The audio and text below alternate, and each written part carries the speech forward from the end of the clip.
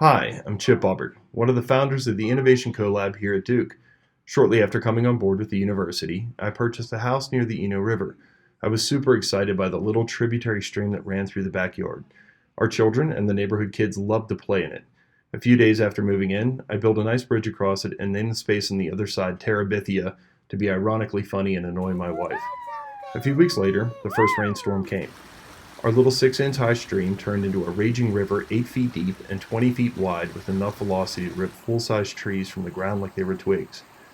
The next day I realized irony isn't always funny and renamed Terabithia to Uriel from The Wrinkle in Time and began researching this freak flood. It turns out it wasn't a freak thing at all, and that mega floods aren't rare things to happen in some other place, but happen several times a year along rivers and streams all over North Carolina. I thought at first I would just keep an eye on the weather and local alerts and simply not let the kids play near the stream when floods were imminent. I was disappointed to learn that weather monitoring systems and governmental safety alerts focus heavily on wind and rain but do little to alert citizens about flood conditions, aka surface waters.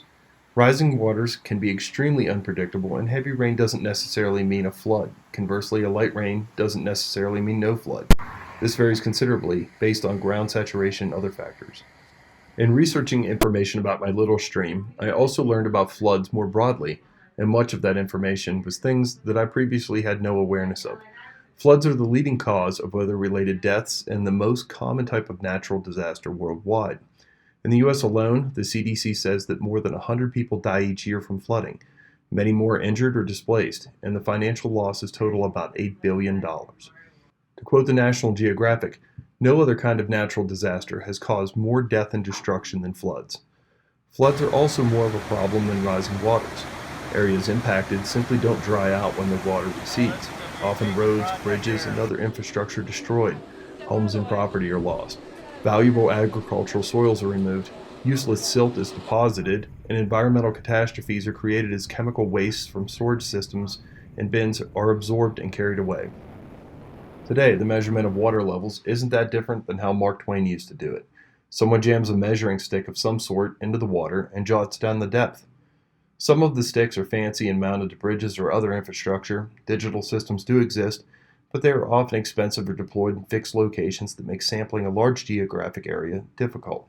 So what can be done about flooding? The first step to solving any problem is understanding it, and to understand it, we need to collect data. This is where you come in.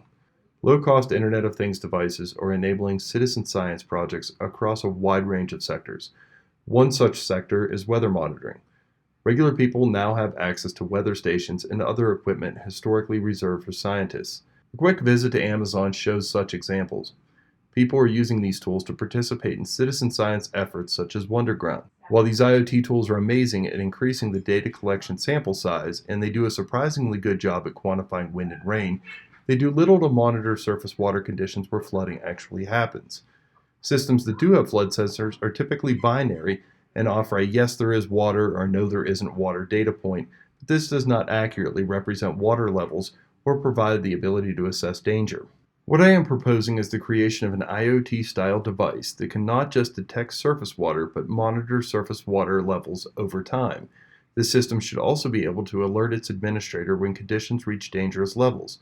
In an ideal state, such a system would need to be rugged, weather and waterproof, supply power over extended times, and be cheap enough to be affordable by those in the citizen science market.